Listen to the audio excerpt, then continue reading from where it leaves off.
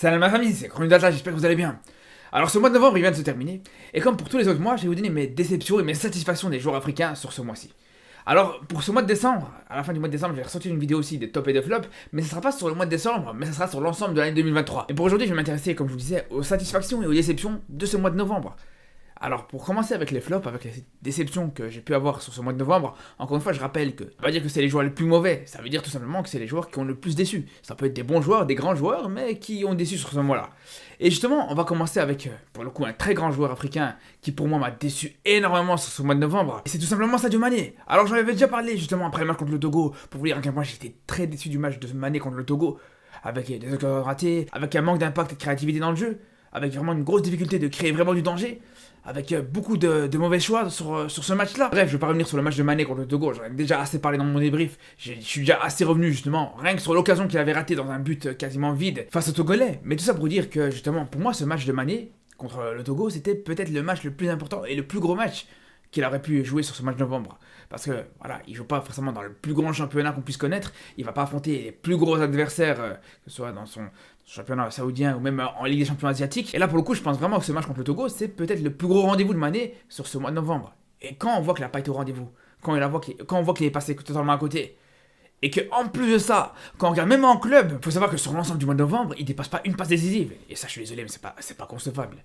Quand tu t'appelles Mané, quand t'es pour moi actuellement l'un des meilleurs joueurs africains, même encore aujourd'hui, et que tu vas dans un championnat qui est largement à ta portée, un championnat où t'es censé t'amuser, où t'es censé justement, je vais pas dire marquer à chaque match, mais en tout cas avoir des stats un minimum cohérentes, des stats un minimum encourageantes à chaque fin de mois, on va dire, et que tu te contentes d'une seule petite passe décisive, mais c'est beaucoup trop peu. C'est beaucoup trop peu pour un joueur comme Mané, je suis désolé. Et c'est même lui manquer de respect de dire que non, en fait, t'es satisfait de ces statistiques qu'il a pu t'apporter au mois de novembre. Au contraire, quand on compare par exemple aux autres grands joueurs qui étaient en Europe et qui partent en Arabie Saoudite, la plupart, généralement, ils sont décisifs quasiment à chaque match. Un joueur comme Mahrez, par exemple, c'est très rare qu'il passe 2 matchs sans être décisif. À chaque fois, soit il met une passe D, soit il met un but, mais c'est très rare, comme je vous dis, qu'il fait 2 matchs où il n'y a rien du tout. Après, pour mon deuxième flop de ce mois de novembre, je vous dis la vérité, à la base, j'allais mettre Harit. Ça s'est joué à très peu en fait, parce que faut dire la vérité, Harit fait un mois de novembre qui reste décevant. Même si c'est vrai qu'il revient de blessure et qu'il faut quand même prendre ça en compte, bien sûr, c'est pas de n'importe quelle blessure qui revient aussi. Mais malgré ça, voilà, le mois de novembre d'Harit, par rapport à ce qu'il avait proposé justement à son retour de blessure, il y avait une petite déception. Mais, dans tous les cas, on peut dire que sur le fil, il se rattrape un petit peu. Pour son dernier match du mois de novembre, il a été exceptionnel. Le match qu'il a proposé contre l'Ajax a été très bon et il termine même le match en te délivrant une passe décisive sur le but stratosphérique d'Aubameyang. Parce que, il y en a beaucoup qui ont parlé de la retournée d'Aubameyang et à juste titre. Mais il faut dire que le centre d'Harit était vraiment pas facile à faire. C'est un centre qui fait en bout de course, il vient adresser le ballon pour adresser un centre brossé à la limite de la ligne du but. Et pour moi, franchement, je trouve que pour ce geste-là, pour ce match-là, pour moi, je pense que ça lui évite le statut de flop de ce mois de novembre. Quand c'est un joueur qui aura du mal à éviter ce statut de flop du mois de novembre, pour moi, c'est tout simplement Aouar. Alors pareil, comme pour Mané, j'ai été déçu de Aouar sur ce rassemblement du mois de novembre avec la sélection. Pour moi, c'était vraiment le genre de match où il aurait pu se mettre en valeur. Il aurait pu justement confirmer après des très très bons matchs qu'il a fait avec l'Algérie, que ce soit par exemple contre le Cap-Vert, que ce soit contre la Tunisie. On se rappelle tous de son entrée contre la Tunisie qui a été exceptionnelle, qui a été fracassante. Mais c'est sûr que pour ce match-là, on est resté un petit peu sur notre fin par rapport à Aouar. Mais bien sûr, c'est pas du tout par rapport à ça, c'est pas seulement en tout cas par rapport à ça que je lui accorderais ce statut de flop. Pour moi, bien sûr, s'il fait surtout partie de mes déceptions de ce mois de novembre, c'est par rapport à ses prestations en club. Quand on voit que déjà, il a l'air d'avoir perdu un petit peu sa place en championnat, ça fait 2 matchs qu'on ne voit pas rentrer en championnat. Et quand on regarde en Europa League, ses prestations elles sont loin d'être convaincantes. Rien qu'en voit son dernier match contre le Servette, on se rend compte que c'est un match qui est très décevant de sa part. Il réussit aucun dribble dans ce match, il perd quasiment tous ses duels, il réussit aucune passe vers l'avant, et c'est exactement la même chose dans son match juste avant contre le Slavia en Europa League. Là aussi, pareil, il perd quasiment tous ses duels, je vous dis, il réussit aucun dribble, il réussit aucune passe vers l'avant, alors que s'il veut retrouver justement sa place de titulaire, comme il avait en début de saison en championnat, ça passe par des matchs comme ça. Alors c'est vrai que c'est pas des matchs forcément faciles, peut-être qu'au mois de décembre, il aura peut-être plus l'occasion de s'exprimer, et c'est même possible qu'il y aura eu tant de jeu ce soir, par exemple, contre Sassuolo, mais en tout cas, tout ça pour vous dire qu'on attend beaucoup plus de sa part. On sait que c'est un joueur justement qui a beaucoup de qualité.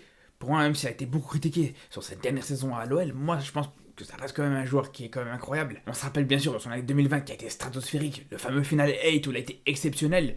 Donc on sait que c'est un joueur qui a de la qualité. Pareil, comme je vous dis, dans ses matchs avec l'Algérie, comme contre la Tunisie, comme contre le Cap-Vert, etc., il a montré qu'il pouvait vraiment être très très bon. Et je suis vraiment content de voir ce genre de joueurs-là rejoindre le continent africain et de pouvoir les voir à la CAN. Après, pour mon troisième flop, paradoxalement, c'est encore un Sénégalais, c'était pas prévu du tout, mais je pense que je pouvais difficilement éviter de mettre Iliman Ndiaye dans mon troisième flop.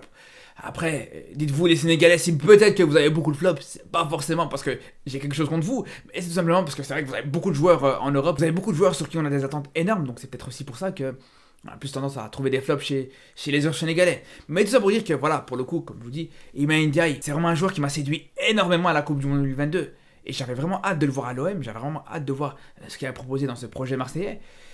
Il faut dire que c'est très décevant. C'est vraiment très décevant. Alors, c'est pas totalement mauvais dans le jeu. On voit qu'il tente des choses, on voit qu'il y a des dribbles qui sont tentés. On voit que parfois il propose des passes intéressantes dans le dernier jet, mais que ses coéquipiers manquent de réussite.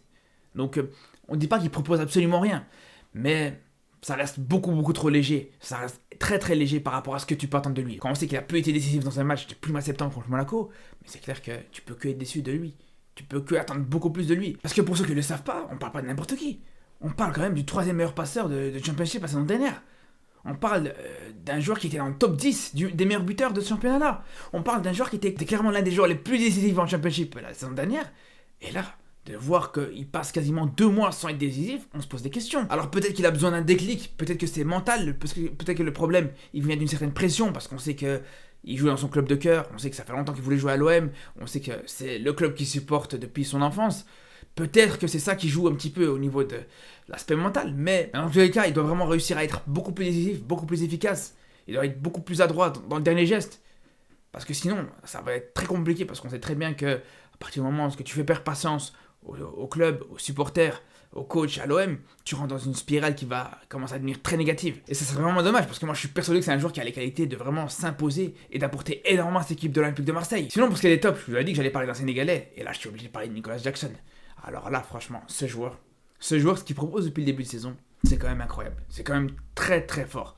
On a beaucoup parlé la saison passée de l'adaptation exceptionnelle d'Haaland en Première Ligue. Mais là, toute proportion gardée, il faut aussi parler de l'adaptation incroyable aussi de ce joueur-là dans ce championnat. Alors bien sûr que c'est pas la même proportion qu'Haaland, encore une fois je le rappelle, mais ça n'empêche pas qu'il s'est très vite adapté à ce championnat-là.